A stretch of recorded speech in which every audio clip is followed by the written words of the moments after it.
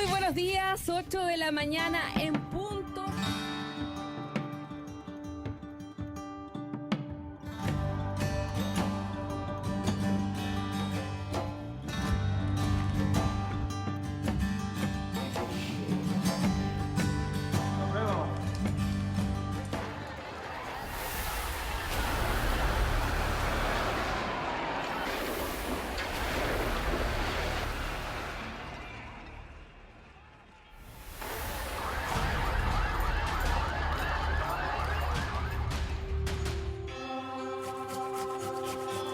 Para ralar cebolas, há que juntar penas. É um ditado que alguma vez escutei na infância. Para não desperdiçar lágrimas, é o que dizem. E quanta lágrima de tristeza e de felicidade já se derramou até o 25 de outubro de 2020. Alguém me disse também que o futuro tem um coração antigo. Memória é uma palavra-chave para entender o plebiscito de outubro no Chile. E eu fui atrás dela, no Cemitério Geral de Santiago.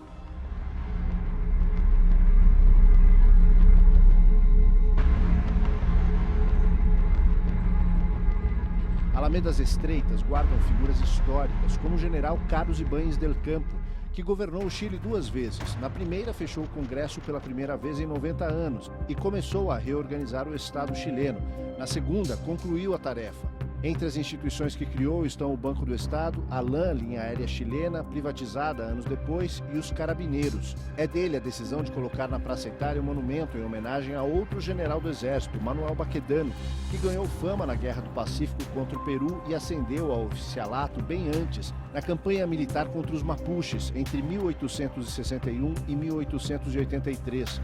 Em 20 anos, as tropas chilenas mataram 70 mil indígenas para garantir a posse das terras do Sul a amigos da elite do país que acabava de se tornar independente. A memória disso é que provoca a investida dos manifestantes contra a estátua na agora chamada Praça Dignidad. No território da morte não há fronteiras ideológicas.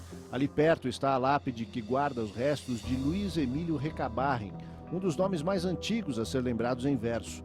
O funeral dele, em 1924, arrastou uma multidão de trabalhadores pelas ruas de Santiago.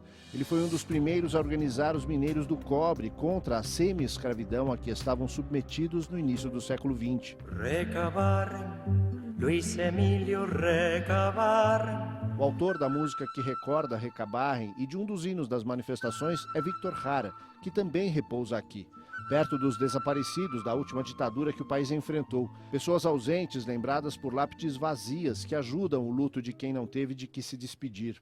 É até difícil encontrar o nome de quem é lembrado neste espaço. Objetos mostram que esta memória é viva. Lamentablemente, a história nos ha ensinado que aparecer... Encontrei o Manuel, que vem com o filho a um mausoléu específico, que não é da família dele nem de nenhum amigo ou conhecido, mas de um antigo presidente. A figura do presidente Allende representa algo muito importante para a minha vida, porque ele deixou um legado que, por desgraça, foi se perdendo. Mas os que têm um pouco mais de consciência guardam isso, tentam não esquecer e transmitir às novas gerações, aos nossos filhos. Isso também nos lembra a dor que ainda vivemos e, portanto, temos que tirar lições também para o nosso futuro, para como devemos construir nosso país, ou melhor, como devemos reconstruir nosso país. Lamentavelmente, a história nos ensinou que, por mais bem intencionados que sejam homens como Salvador Allende, é muito difícil enfrentar poderes econômicos. Essa historiadora que pesquisou a Unidade Popular que levou Salvador Allende à vitória nas urnas em 1970 explica que ele destoava das facções esquerdistas da época. O Salvador Allende ele é uma síntese, né, de uma esquerda plural e que vai trazer, desde o seu início da sua militância política, essa pluralidade e esse conceito de democracia participativa, né, para a sua atuação política. Tem uma visita do Fidel Castro em 1971 no Chile, né, o Fidel Castro passa praticamente um mês no Chile e eles vão viajando, né, o Fidel Castro faz uma viagem de norte a sul, e o Salvador tem um momento que tem um encontro dos dois, um grande comício, né? E o Salvador Allende faz questão de reafirmar a amizade ao povo cubano, mas reafirmando que a via chilena era uma outra via, né? Era uma via construída pelos próprios chilenos, ou como ele gostava de falar, uma via em favor de um Estado distinto. A memória geral não é bem essa. Para muitos, o levante militar encabeçado pelo então homem de confiança de Allende livrou o país de uma ditadura marxista como a cubana. O preço pago por isso foi alto, contado em vidas. Víctor Jara foi uma delas. Professor, ator, diretor de teatro, pesquisador do folclore e músico. Ele fazia parte do amplo grupo de artistas que enfrentavam a influência da indústria cultural estrangeira no país. As músicas que embalaram a unidade popular lhe renderam tortura, as 2 mãos quebradas e 16 tiros. A companheira dele, Joan Jara, mãe de Amanda e Manuela, conseguiu em 2016 que um tribunal nos Estados Unidos condenasse um dos responsáveis pelo assassinato de Víctor Jara, o ex-tenente do Exército do Chile, Pedro Barrientos, que vive lá. Para a historiadora, a reação da ditadura ao mundo das artes e da cultura que floresceram com Allende fez parte da necessidade de apagar uma memória. A gente pode afirmar que a experiência que se teve, né, do movimento popular, da tentativa de uma construção de uma democracia, de um socialismo democrático, né, a ditadura, tanto no seu primeiro momento até o seu último momento com a Constituição com a aprovação, né, da Constituição de 1980, era para refundar um novo país, e um país livre de qualquer possibilidade de retorno desses marxistas, seja pela via dessa Constituição autoritária, seja pela via dos desaparecimentos e das torturas e dos assassinatos, né? Uma prática presente até hoje. O muralismo no Chile expressa os anseios das ruas. Esta obra, que destaca o enfrentamento dos uniformados e da chamada primeira linha, os manifestantes que reagem à repressão, foi apagada com tintas escuras, num eco daqueles tempos obscuros.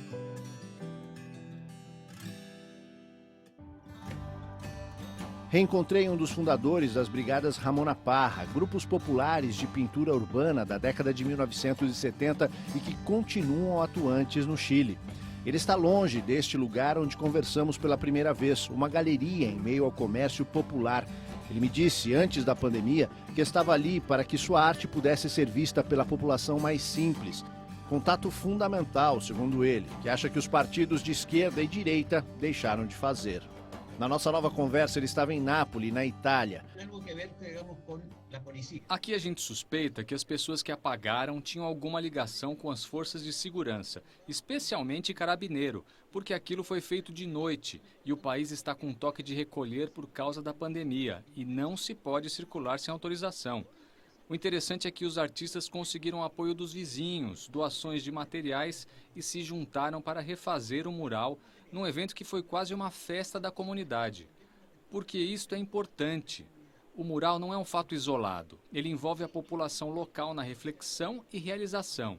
Então daí, além de levantar a autoestima, também ajuda a articular o país que queremos.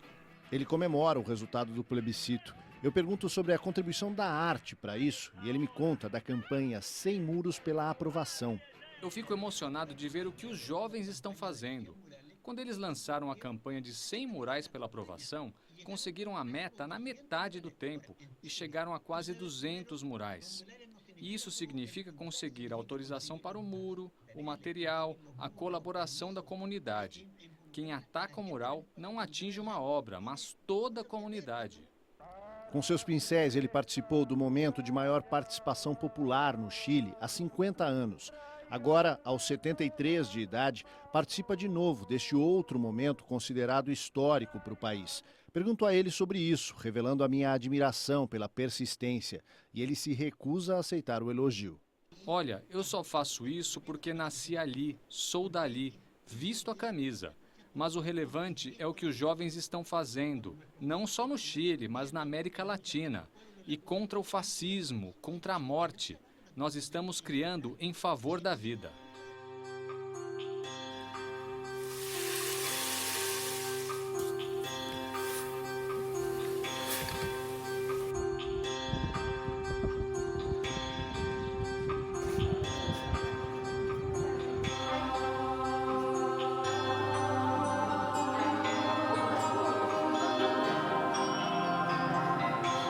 O momento que os chilenos esperavam com ansiedade começou primeiro do outro lado do mundo. Mensaje para todos los compatriotas que van a votar en un par de horitas más. Que vayan a votar, que si tienen que viajar 10 horas lo hagan, porque eso es lo que hay que hacer, tenemos que ejercer nuestro derecho. A alegria que ela expressa começou a ser forjada no começo de outubro de 2019. O governo de Sebastião Pinheira determinou um aumento de 30 pesos, o equivalente a 20 centavos de real na passagem do metrô. O ministro das Finanças defendeu a alta e disse em entrevista ao vivo que para pagar menos bastaria acordar mais cedo e aproveitar os horários de menor tarifa. Madrugue pode ser ajudado através de uma tarifa mais baixa. Para protestar, os estudantes secundaristas promoveram catracaços. A evasão como forma de protesto foi reprimida com força pelos carabineiros na primeira semana de outubro. E a insatisfação popular foi tomando corpo ao ver adolescentes serem perseguidos e agredidos. A tarifa não se aplicava a eles, que têm gratuidade, mas eles estavam nas estações pelos pais, mães e avós, afetados por mais esta gota d'água nas suas contas pessoais. Exatamente um ano antes do plebiscito, no dia 25 de outubro de 2019, o Chile registrava a maior marcha até então, com 1 milhão de pessoas. No alto do prédio, em frente à Praça da Dignidade, os estudantes que começaram tudo davam o recado para a multidão e para a classe política, que achou que aquilo não iria durar. O domingo, a vitória do Aprovo é mais uma demonstração da vontade de mudar este país que temos como povo. E o fato de que tenha sido por 80% demonstra que o país não está polarizado como querem fazer crer. A direita neste país é uma minoria. Se o Aprovo ganhou, sabemos que isso foi um triunfo popular e não dos partidos políticos que querem assumir o mérito pela vitória. Aqui existe uma desconfiança. Aqui as pessoas votaram porque querem mudar o país, não só com uma caneta e um pedaço de papel. Essa é a democracia que estão tentando montar dentro do processo. Mas sabemos que as pessoas já montaram a sua própria democracia com a organização popular dentro das ruas, com aulas abertas, cozinhas solidárias, agentes de saúde. Esse é o nível de organização do povo. No dia 18 de outubro de 2019, o mundo ficou sabendo disso e as cenas de multidões gritando contra um governo se misturaram a incêndios e destruição. Um grito se tornou uníssono. Não é por 30 pesos, é por 30 anos. Muitos analistas e o noticiário em geral não foram além das chamas e cenas de confronto que se seguiram. Não viram as famílias e os chilenos de todas as idades e origens que marcharam dias a fio de forma pacífica e não quiseram entender o motivo que os fez voltar a uma praça dia após dia, mesmo contra uma violenta repressão. Esta cientista política, Carolina Toá, me explica que as ruas carregam a revolta e frustração com 30 anos de democracia sem que os bons números da macroeconomia se traduzissem na redução da desigualdade. Ela diz que os resultados positivos cegaram a elite chilena para a pobreza, os abusos e maus tratos sofridos pela população em geral. O jornalista Fernando Paulsen lembra 2 exemplos. Os aposentados que entregaram uma vida de contribuições a fundos de capitalização privados rentabilizados ao máximo e passaram a receber aposentadorias corrigidas ao mínimo. E os estudantes. O Chile não tem universidades públicas. Para estudar é preciso assumir dívidas com bancos corrigidas por anos, o que impõe um endividamento recorde à população em início da vida adulta. Matias Fernandes é sociólogo e conduz uma pesquisa para identificar o perfil dos manifestantes mais radicais, a chamada primeira linha, heróis para alguns, vândalos para outros. Entre as conclusões, ele aponta a própria repressão como um dos motivos da radicalização de muitos manifestantes. A atuação dos carabineiros é questionada com imagens que mostram os excessos e a indiferença a um preceito internacional, o uso proporcional da força. Há 2 semanas, um manifestante de 16 anos foi empurrado de uma ponte por um carabineiro em meio à confusão. O policial foi preso preventivamente, mas só depois que a justiça interrompeu uma série de tentativas de acobertamento. Para o general Henrique Bassaletti, responsável pelo policiamento na região central de Santiago, criminosos são os manifestantes e os excessos têm responsabilidade individual. Nós tivemos problemas com desvios de recursos e um caso de uma investigação que foi comprometida sobre a morte de um Mapuche. mas essas são responsabilidades individuais. Não há que culpar a corporação. Qual é a minha culpa e a dos demais 60 mil carabineiros? São erros individuais e assim devem ser tratados. Isso tem responsabilidade individual.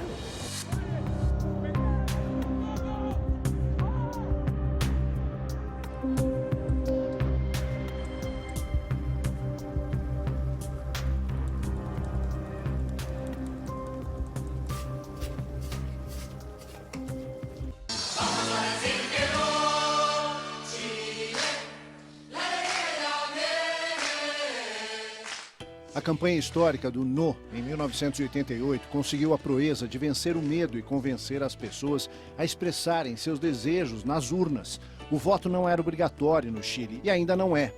A vontade de superar um regime que deixou mais de 40 mil mortos por agentes do Estado, entre eles mais de 3 mil desaparecidos, falou mais alto. Os governos civis que se sucederam até 2010 eram formados por integrantes da chamada Concertación, uma coalizão de partidos que fizeram oposição à ditadura.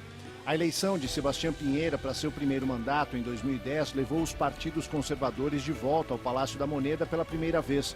Depois de uma alternância com Michelle Bachelet, primeira mulher a presidir o país, Piñera voltou à presidência em 2018. Um ano e meio depois da posse, recebeu a conta acumulada pelos governos democráticos, a raiva e a frustração dos que cansaram de esperar pela alegria prometida para os tempos de retorno à democracia. A resposta foi a de sempre. Esse aqui é o Rio Mapocho, ele corta Santiago, trazendo as águas que vêm lá de cima da cordilheira em direção ao mar. Os chilenos se localizam muito bem como o país é uma tripa, norte e sul, poente e nascente.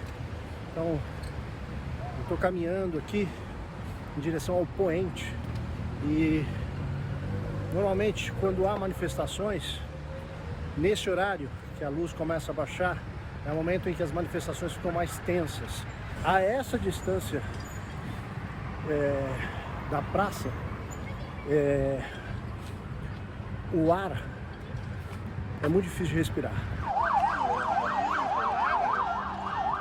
Esta professora de economia e pesquisadora do caso chileno explica que a revolta de agora tem origem na receita do professor da Universidade de Chicago, Milton Friedman. Ele propôs uma reação às medidas adotadas pelos estados para garantir a proteção das pessoas e a recuperação depois da Segunda Grande Guerra. O Estado passou a atuar interferindo numa dinâmica, numa lógica do mercado, né, atuando em áreas que seriam inclusive áreas de interesse do mercado, e essa leitura entende, né, esse movimento do Estado como pouco desejável, né? Ela também destaca os resultados macroeconômicos que fizeram do Chile uma referência para países como Uruguai, Argentina e o próprio Brasil. O Brasil introduz essa linha, né, com esse arcabouço já nos anos 90, que os indicadores macroeconômicos eles não são uma explicitação, né, de uma concertação social ótima, como supunha, né, o Milton Friedman. Por isso, nas ruas do Chile, a percepção das pessoas é diferente da dos analistas. Nós hemos vivido os 30 anos da ditadura em adelante. Este aposentado me diz que contribuiu para ter como se manter na velhice, mas não recebe nem um terço do que era calculado quando passou a contribuir com as chamadas AFPs, as administradoras de fundos de pensão. Este pequeno empresário atua num dos setores mais afetados pela revolta no Chile, o das pymes, as pequenas e médias empresas. Com as manifestações, muitas fecharam, num efeito semelhante ao provocado pela pandemia no Brasil. Ele torce pelo fim dos protestos, mas destaca que o país precisa encontrar um modelo que não promova tanta desigualdade. Eu creio que ha sido impacto forte. Eu acho que o impacto foi bem forte. Como todos os pequenos e microempresários, eu senti o impacto das manifestações nos negócios. E teria sido melhor se houvesse uma resposta às demandas para evitar que os protestos se prolongassem. Mas acho que também estou de acordo com o fato de que precisamos de um novo equilíbrio de forças no país, nivelar o piso para um jogo mais justo, uma sociedade mais justa.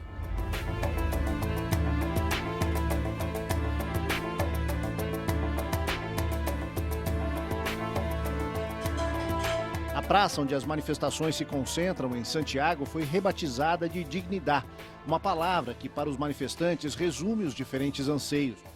Foi para lá que os apoiadores de um novo texto constitucional correram para comemorar o resultado do plebiscito. E mais uma vez o território foi símbolo de uma disputa de décadas. Durante horas a praça ficou cercada por carabineiros. As imagens são da câmera da Galeria Cima, que revelou ao mundo em tempo real durante meses a movimentação na Praça da Dignidade. No final da tarde do dia do plebiscito, depois de várias tentativas, o movimento social conseguiu finalmente retomar a praça. Um dos que comemorou depois de votar foi o jornalista e escritor Jorge Baradit, que faz um resgate das figuras esquecidas pela história chilena oficial. Poucos dias depois de conversar comigo, em março, ele se confinou em casa por causa da pandemia. Votar foi o motivo da primeira saída dele em 7 meses. Votei escutando o último discurso de Salvador Allende. Votei escutando o último discurso de Salvador Allende. Fiquei na fila, pensando por que estávamos ali, o que vivemos nos últimos anos, o que estava em jogo, e separei o último trecho. Fiquem sabendo que mais cedo do que tarde, de novo abrirão as grandes alamedas. E ia marcando o voto com uma profunda emoção. Foi muito emocionante para mim. Ficamos surpresos com o tamanho da vitória. Aí todos saímos a comemorar na rua, pulando. Eu na calle, saltando. Pergunto a ele sobre essa citação de Salvador Allende, quando o movimento é claro em rejeitar qualquer relação com partidos e propostas políticas tradicionais. Lembro, inclusive, de ver bandeiras com o rosto do presidente quando estive lá. Ele me explica que a figura de Allende para o movimento é maior do que a de um político ou representante de um partido. Salvador Allende foi uma figura ética. Salvador Allende foi uma figura ética antes que ideológica. Sempre foi assim. Ele não era o ideólogo nem o mentor intelectual da unidade popular. Ele era quem encarnava valores que iam muito além da ideologia, do modelo econômico, o que ele encarna até hoje, e por isso se mantém vivo no tempo. É a luta por justiça social em nosso país, pela coerência, pela consequência, uma pessoa que é capaz de dar até a vida pelos demais no mundo da política. Para mim não é estranho que ele apareça, ou Victor Jara. Este não é um movimento ideológico, é um movimento ético. Isto não é uma revolução. Quando se faz uma revolução, se troca um modelo por outro. Ao contrário, esta é uma rebelião. Nós nos rebelamos contra um modelo e estamos pedindo que toda a sociedade se expresse e decida qual é o modelo. Essa é a beleza também disto. Ninguém quer impor nada. Queremos, inclusive, que os derrotados entrem na discussão de que país queremos. Ouvindo as palavras dele, lembrei de como contei parte da história desse personagem quando o golpe de Estado que lhe custou a vida completou 30 anos. Ante estos hechos, solo me cabe decirle a los trabajadores, yo no voy a renunciar.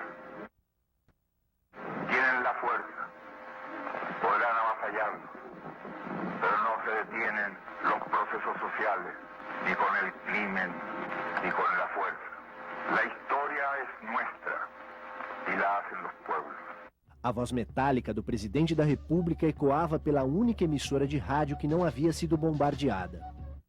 Superará outros homens este momento gris e amargo, onde a traição pretende imponer. Eleito pelo povo e referendado pelo Congresso 3 anos antes, Salvador Allende era o primeiro socialista no mundo a chegar ao poder pela via democrática. O capital foráneo, o imperialismo, unido à reação, criou o clima para que as Forças Armadas rompieran sua tradição. Boicotado por diversos setores internos e externos da economia, o governo não foi capaz de evitar o desabastecimento.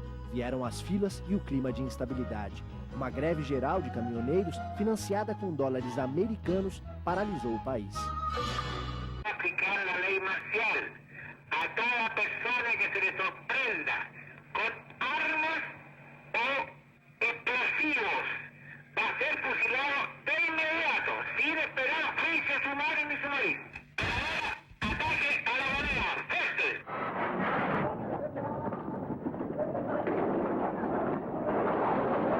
O governo brasileiro, através de sua embaixada em Santiago, foi o primeiro a reconhecer o novo governo da junta militar. 30 anos depois, o Chile ainda não se recuperou. Os presos políticos e exilados somam 500 mil de cidadãos. 100 mil carregam as sequelas físicas e psicológicas da tortura. 3 mil foram assassinados e mais de 1000 nunca foram encontrados.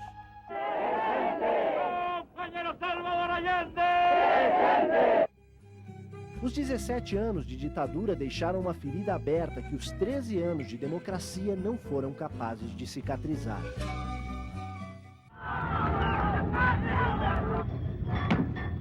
Digan ustedes, sabiendo que mucho más temprano que tarde, de nuevo abrirán las grandes alamedas por donde pase el hombre libre para construir una sociedad mejor.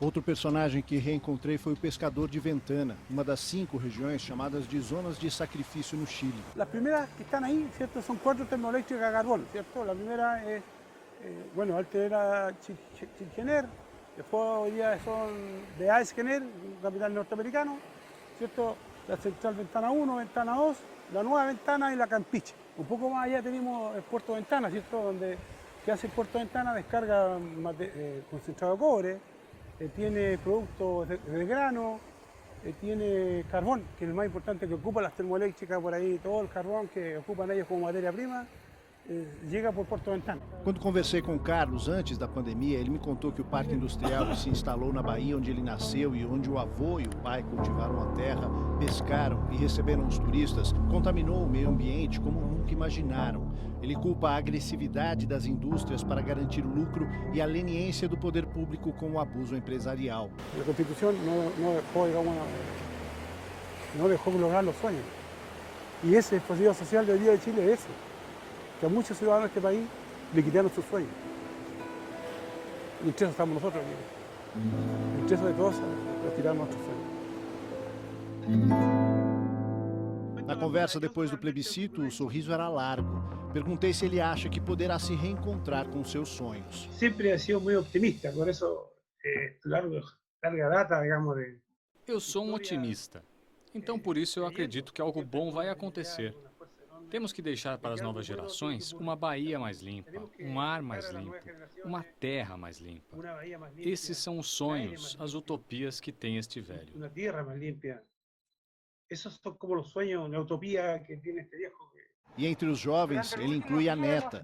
Pedi que a chamasse. Krishna está no último ano do ensino médio. Faz parte da geração que deu início a esse movimento. Perguntei como se sente ao saber que as atitudes que tomaram dão chance para que um país inteiro mude.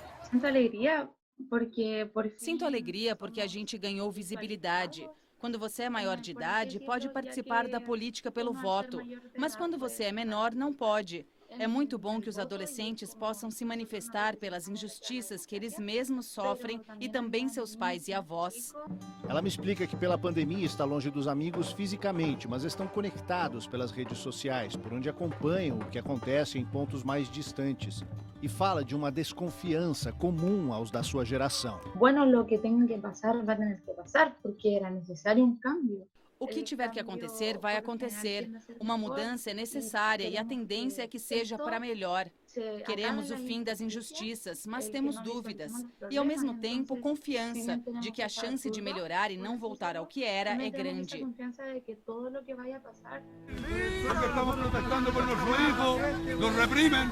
Antes da explosão social de outubro de 2019, a região em que vivem Krishna e Carlos antecipou manifestações e a reação oficial. Em 2018, a região de Puxuncaví Ventanas teve uma intoxicação massiva por poluentes, que atingiu principalmente as crianças. As manifestações pacíficas contra isso foram reprimidas por carabineiros. A Nicole, grávida, foi uma das detidas quando tentou proteger o companheiro que filmava tudo.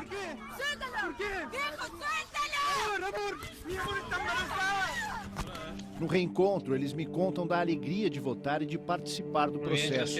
Ele foi presidente de mesa e ela observadora, funções voluntárias exigidas pela Justiça Eleitoral chilena. Mas a maior alegria é o país que eles pretendem deixar para as filhas pequenas. É muito emocionante o que você pergunta, porque algumas pessoas que estavam trabalhando na eleição eram idosas e elas se sacrificaram muito naquele dia. E diziam, isso não é por mim, eu não vou ver isto pronto, mas faço isso pela minha filha, por meus netos. Ouvir isso me emocionou e eu também acho que o mais belo de tudo é pensar que vamos deixar um país diferente para nossas filhas. O que perguntaste me hizo reflexionar porque... O que você pergunta me faz pensar que quando eu era criança, ouvi sempre dos meus pais que as leis que tínhamos eram injustas porque tinham sido feitas na ditadura. E isso ficou comigo a vida toda. Provocou até um distanciamento da participação política, cidadã. Então, a diferença agora é que quando nossas filhas forem mais velhas, não vamos precisar dizer que temos uma Constituição ilegítima. Vamos poder dizer, olha, esta Constituição foi escrita por nós, em democracia. E não será mais algo negativo. Isso vai mudar a relação que nossas filhas vão ter com as discussões públicas no nosso país. Para eles que sentiram na pele a ação de controle social praticada pelos uniformados chilenos, uma referência para as polícias do continente, não há como pensar em um novo país sem refundar essa instituição. A alegação dos oficiais de que os abusos e crimes cometidos por agentes são casos isolados é negada por quem, depois de denunciar o que sofreu, passou a receber visitas periódicas de viaturas policiais. O que aconteceu comigo foi isso. Disseram que a responsabilidade individual era do carabineiro que tinha me batido. Mas não foi só isso. Um coronel mentiu para encobrir o fato de eu, grávida, ter ficado na carceragem. Todos os crimes que cometeram, o que aconteceu com o Camilo Catrillanca, encobriram. E as câmeras não funcionam, ou seja, é uma ação institucional. Não é suficiente uma reformulação. Não é suficiente uma reformulação. Mas, ao contrário, o que precisamos é de uma refundação, começar do zero e construir uma nova forma de organização.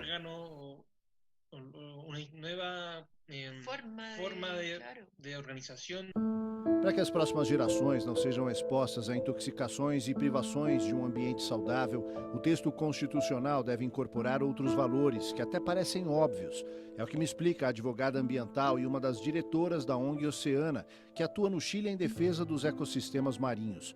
Apoio nas ruas eles terão para isso. As cidades afetadas pelas zonas de sacrifício são responsáveis pelas maiores votações a favor de escrever uma nova Constituição. O primeiro é quizás um instrumento, uma ferramenta, que é o acesso à informação em temas A primeira coisa é garantir uma ferramenta, o acesso às informações sobre questões ambientais.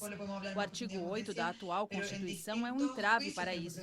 Chegamos ao ponto de que um valor internacionalmente reconhecido como o da transparência na gestão pública e privada é considerada inconstitucional pela Suprema Corte, com base no texto de 1980. Depois, precisamos criar mecanismos que olhem para o meio ambiente, não só no presente, mas também para as futuras gerações. O terceiro ponto é ligado à propriedade dos recursos naturais. Como garantir que as autoridades públicas possam regular o uso desses recursos? Não é possível que um acordo de propriedade firmado a qualquer tempo não possa ser revisto por causa de suas consequências. Não se trata de acabar com a propriedade privada, mas de ter condições de negociar para garantir o respeito aos direitos básicos. Nossa participação nesse processo será explicar aos delegados constituintes que não se trata de nenhuma loucura, mas de legislações adotadas já por nações desenvolvidas. Nos Estados Unidos, por exemplo, os chamados public trust, os bens de caráter comum, têm que ter maior proteção. Estamos falando de regiões costeiras, de pesca, uma série de ecossistemas. Então, temos que ter a capacidade de mostrar que é possível ter desenvolvimento econômico sem sacrificar a vida. Apoio nas ruas eles terão para isso. As cidades afetadas pelas zonas de sacrifício são responsáveis pelas maiores votações a favor de escrever uma nova Constituição. Árvores, rios, montanhas como objetos de direito. Uma carta que proteja não apenas os humanos, mas toda a natureza. Esse é um passo além que os mapuches querem dar.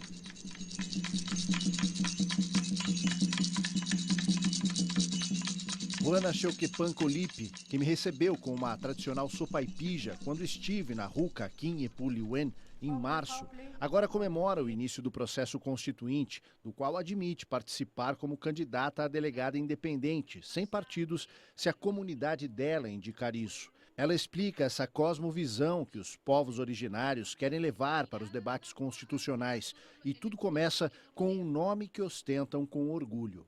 Para nós, digamos, Mapuche tem um significado muito... Para nós, Mapuche tem um significado muito importante. Gente da terra. Então, tudo que existe corresponde à relação que temos com o nosso entorno. Da mesma forma, a palavra Mapudungun, que é a nossa língua.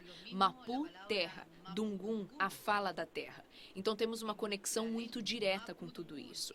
Então, quando a gente fala em Itrufilmungen, que são os recursos naturais, nós não podemos deixar de lado nada do que existe no Mapu, na terra. A gente pede licença para pegar água, para tirar uma folha, para subir uma montanha.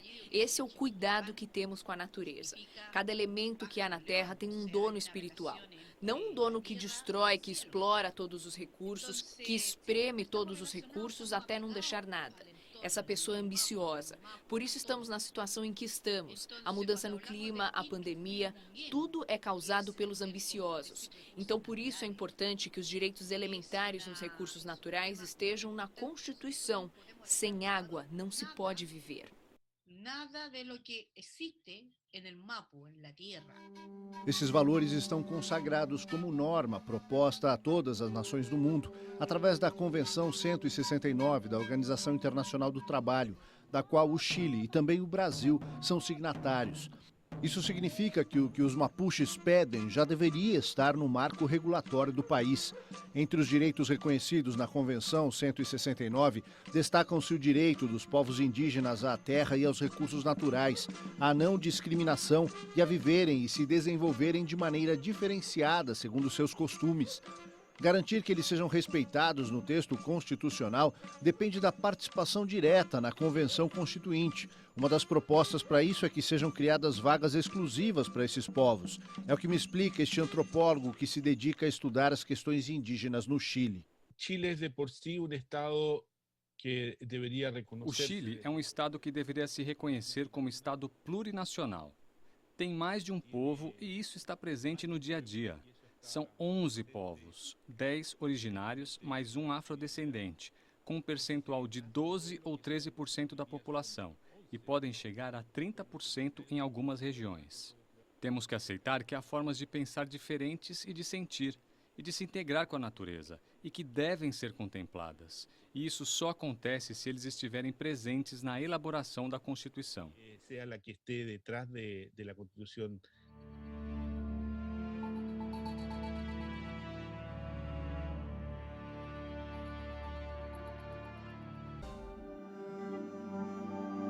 Andar no metrô de Santiago é conhecer os chilenos distraídos, absortos em seus pensamentos. São passos apressados, olhares perdidos, idas sem volta. Quando estive lá, a pandemia era uma ameaça distante, que chegaria. Eles tinham outras com que se preocupar.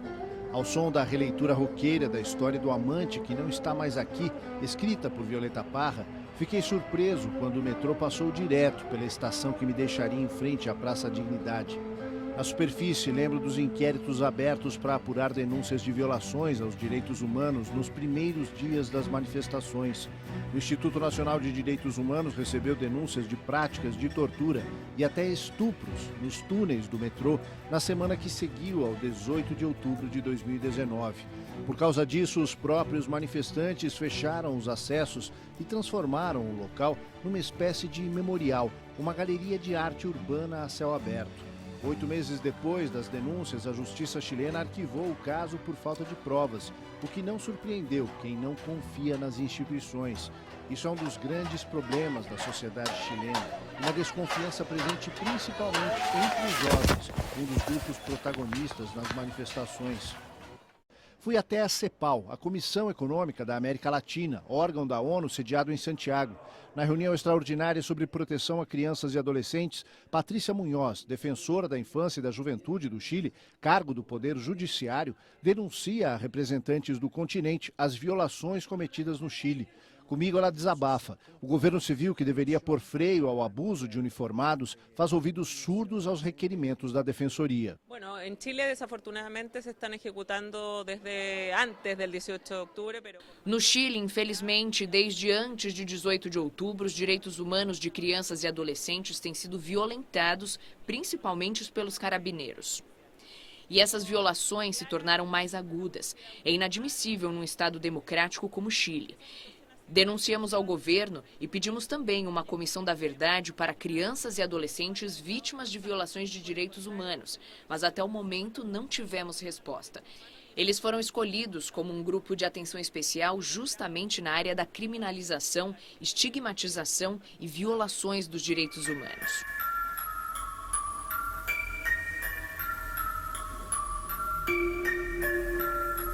No Chile, a presença feminina nos cargos de liderança tem aumentado. O aumento mais sistemático foi no mundo político, onde passaram de 12% para 26% entre 1995 e 2018.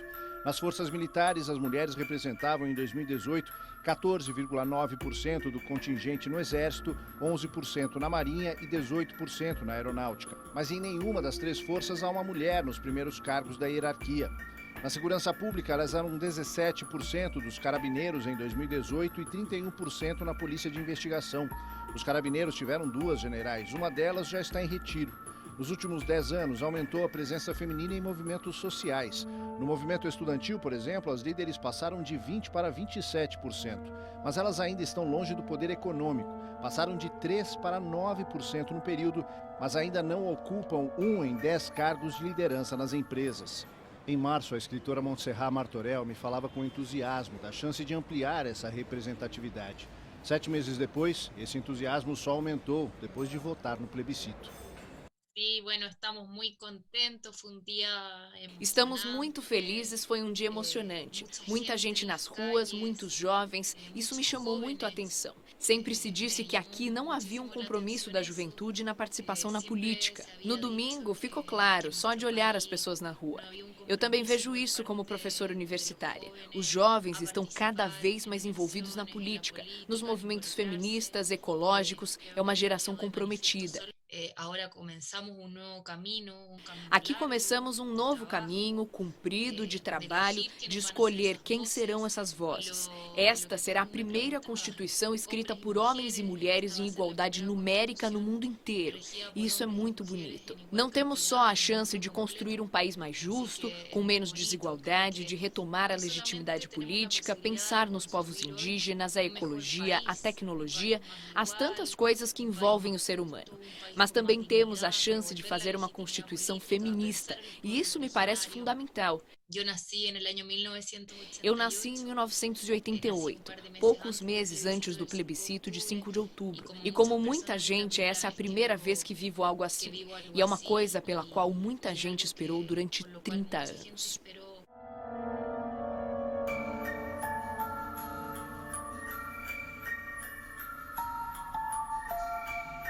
Cata Alonso dedicou a vida a mudar a realidade das zonas de sacrifício. Ela me conta de onde vem a força para seguir na luta. De um gesto simples, um pequeno risco num papel.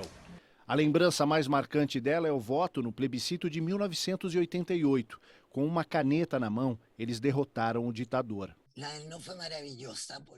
A do No foi inesquecível, porque até hoje eu tenho colegas de escola que estão desaparecidos. Eu estudei num colégio laico, onde as pessoas tinham muita consciência política, então foi terrível para nós. Para a nossa geração foi muito forte o golpe, e o que veio depois também. Então foi uma libertação, um alívio impressionante e uma felicidade sem limites. E este domingo foi muito bonito, porque não esperávamos a quantidade de votos nessa região, então foi mais maravilhoso ainda.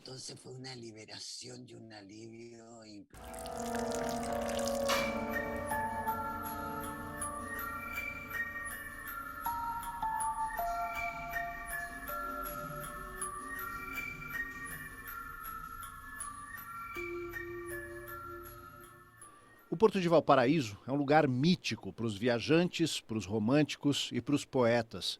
Com suas ruas estreitas, seus muros coloridos e caminhos sinuosos que sobem do mar para o alto dos morros. O principal porto do Pacífico foi o ponto de partida para o golpe de 1973. A primeira movimentação de tropas veio dali. 47 anos depois, a cidade, que é patrimônio mundial da humanidade pela Unesco, viu suas ruas tomadas pelos manifestantes e a repressão voltou à carga. A resposta veio nas urnas, como conta este jornalista da rádio local. Primeiramente, houve muita alegria, muitas lágrimas de quem, por fim, parecia estar enterrando o ditador Augusto Pinochet. O Pinochet foi o grande garante da Constituição atual e, na verdade, a primeira reforma constitucional de 2005 tirou dele o direito a ser senador vitalício. Então, demoramos mais de 15 anos para tirar essa segunda parte, que é a possibilidade de escrever uma nova Constituição. Não é sequer a aprovação da Constituição. As pessoas choravam na rua pela chance de ter uma Constituição mais democrática. O plebiscito registrou o maior comparecimento às urnas da história. 7,5 milhões de eleitores votaram. No cômputo geral, foram quase 80% a favor de um novo texto constitucional. Os chilenos também optaram em peso pela Convenção Constitucional Exclusiva, sem a participação dos parlamentares atuais.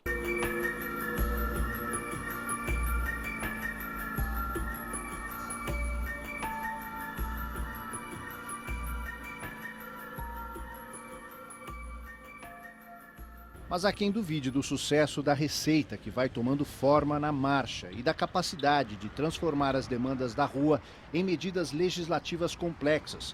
Em março, eu estive na Universidade Católica do Chile. Ela foi um centro importante da fermentação das ideias dos Chicago Boys na década de 1980. E até hoje, dentro de sua diversidade, guarda o conservadorismo em alta. O professor do Departamento de Sociologia, Matias Fernandes, estudava a chamada primeira linha, os manifestantes mais combativos contra os carabineiros. Em 7 meses, ele não mudou de ideia. Comemora o resultado das urnas, torce pelo processo que começa agora, mas duvida que ele consiga atender os anseios da rua.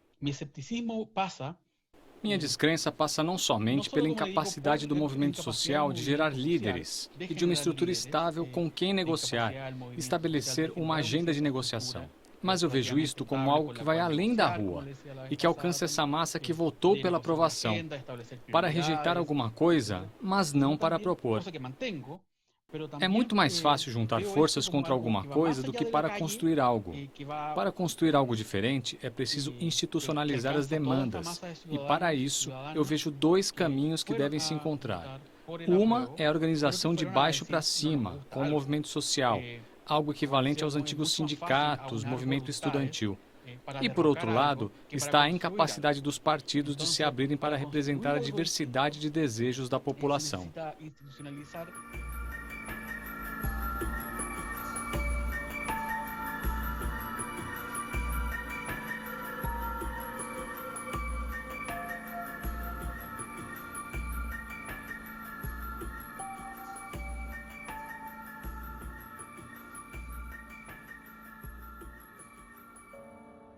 Quem participou por dentro das articulações políticas dos governos da concertação sabe das dificuldades da política tradicional, mas aposta na responsabilidade da cidadania para controlar os ímpetos de políticos. Carolina Toá diz que votar no plebiscito levantou um turbilhão de emoções. Para as pessoas de minha geração, Para minha geração, que passou a infância e a juventude na ditadura, que vivemos de perto a redemocratização e as tentativas de mudanças, além de sentir de perto o peso da herança da ditadura, o domingo foi muito importante, porque começamos a deixar para trás Pinochet com a carta que ele assinou quando ninguém podia opinar. O que temos que descobrir é como encontrar acordos aceitando que há desacordos. Como conseguir aproximações aceitando que em muitos pontos vamos ter que continuar debatendo. A sociedade chilena valoriza muito a uniformidade e ordem, mas isso não é possível hoje. Não vamos conseguir resolver tudo com o quórum exigido nas votações. Temos que aceitar isso. É um desafio enorme, uma responsabilidade gigante para o mundo político, mas também para a cidadania, que vai ter um papel de destaque e terá que assumir essa responsabilidade. O jornalista Patrício Fernandes continua apostando no fim do tempo em que o neoliberalismo imperou no país. Além dos desafios políticos, ele aponta os econômicos e descarta uma ruptura brusca com as regras atuais. Eu não escutei ninguém aqui no Chile pretendendo acabar com a propriedade privada. Também não escutei ninguém, quer dizer, em alguns cantos sim, que com isto colocamos fim ao sistema capitalista. Sim ao neoliberalismo, como já falamos, que é uma das suas versões. Mas a propriedade privada, a energia individual no Chile estão muito arraigadas. O desafio para o mundo empresarial agora é entender que não reinarão mais de forma absoluta. O desafio para o mundo empresarial agora é entender que não reinarão mais de forma absoluta. Terão que conviver com um ambiente de iguais em dignidade, sem pretender que se distribua igualitariamente as riquezas, mas pelo menos coexistir de uma forma mais harmônica. Essa é outra face do desafio que estamos falando. A receita chilena passa de geração para geração. E é de difícil execução fora de suas fronteiras. Mas não há quem deixe de esperar para degustar o sabor dessa mistura de ingredientes em casa. Mesmo longe de casa e da chance de votar, Mono Gonzalez participa do momento histórico de seu país. A reprodutibilidade técnica na era digital leva o traço dele pelo fluxo das redes. A obra, que representa a vitória do povo de uma praça, tem um jogo nos tempos verbais, um encontro de passado e futuro, que ele me explica. O plebiscito foi instalado pela pressão popular, que é essa marcha que está representada ali. Todas essas pessoas que foram para a rua enfrentaram a repressão, que perderam os olhos, que foram presos, muitos ainda estão presos. O plebiscito é fruto disso, e isso nós já ganhamos. E o venceremos é sobre a Convenção Constituinte, que vamos escrever e onde precisaremos estar alertas. Venceremos quer dizer que vamos conquistar o que apresentamos nas ruas, os direitos de uma sociedade humanizada, contra essa sociedade neoliberal que era a alma do Pinochet. É um sinal para a América Latina, ao Bolsonaro, um sinal para todas as forças fascistas, para o Macri, que esteve na Argentina, uma mensagem de que o povo quer justiça e, por isso, está indo para as ruas.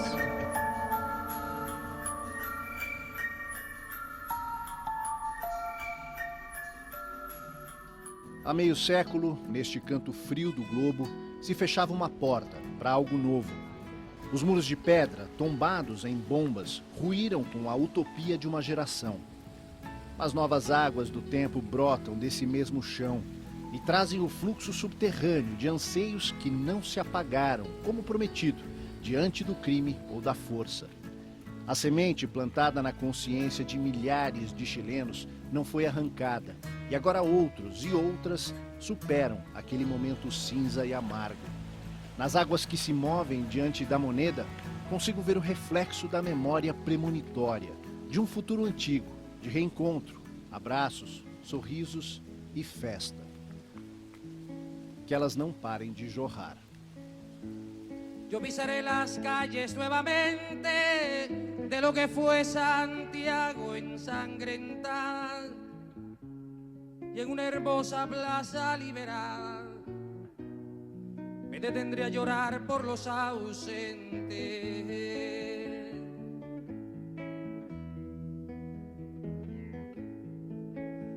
Yo vendré del desierto calcinante y saldré de los bosques y los lagos y evocaré en Cerro de Santiago a mis hermanos que murieron antes.